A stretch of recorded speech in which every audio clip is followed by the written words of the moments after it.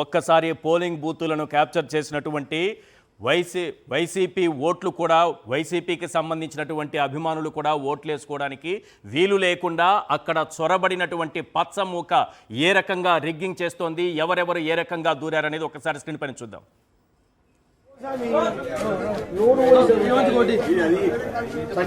మల్లారెడ్డి రామరెడ్డి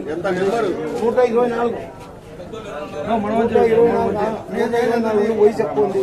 ఏం కాదు బాబా అంటే అప్పుడు ఇప్పుడు వయసు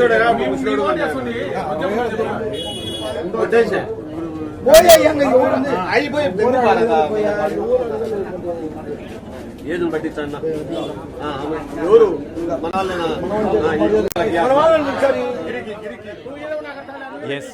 ఇంత దుర్మార్గం ఎక్కడైనా ఉంటుందా?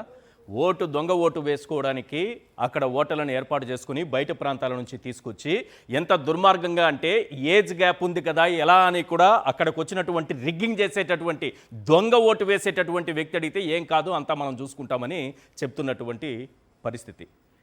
కొన్ని దృశ్యాలు కూడా ఉన్నాయి మన దగ్గర, ఒకసారి చూద్దాం ప్లీజ్. దొంగ ఓట్లకు ఒక సాక్ష్యం మీకు ఇప్పుడు స్క్రీన్ పైన నేను చూపిస్తున్నా, చూడండి. ఎవరి వ్యక్తి, ఎక్కడి నుంచి వచ్చారు, ఇతనికి పులివెందుల జడ్పీటీసీ ఎన్నికల్లో ఓటు వేసే హక్కు ఉందా అంటే అతను సురేష్ వేంపల్లి అక్కడ నుంచి తీసుకొచ్చి దొంగ ఓటు అతనితో వేయిస్తున్నారు. దొంగ ఓటు వేయిస్తున్నారు అతనితో. దొంగ ఓట్లకు మరో సాక్ష్యం. ఎక్సలెంట్. ఈయనెవరో తెలుసా? Mallikarjuna, Jammalamadugu market yard vice chairman. మరి ఈయనకేం పని ఇక్కడ? ఈ ఓట్ల దగ్గర, ఈ ఎలక్షన్ దగ్గర ఇతనికి ఏం పని? ఎక్కడి నుంచి తీసుకొచ్చారు ఈ మూకనంతా? రైట్. ఇంకొకరిని చూడండి, వీరభద్ర వేంపల్లి, బీటెక్ రవి అనుచరుడు. ఇప్పుడు ఈ విష విత్తనాలు నాటుతున్నటువంటి బీటెక్ రవి, మొత్తం పులివెందులలో విష విత్తనాలు నాటినటువంటి బీటెక్ రవి అనుచరుడు వేంపల్లికి సంబంధించినటువంటి వీరభద్ర. ఇతనికేం పని ఇక్కడ?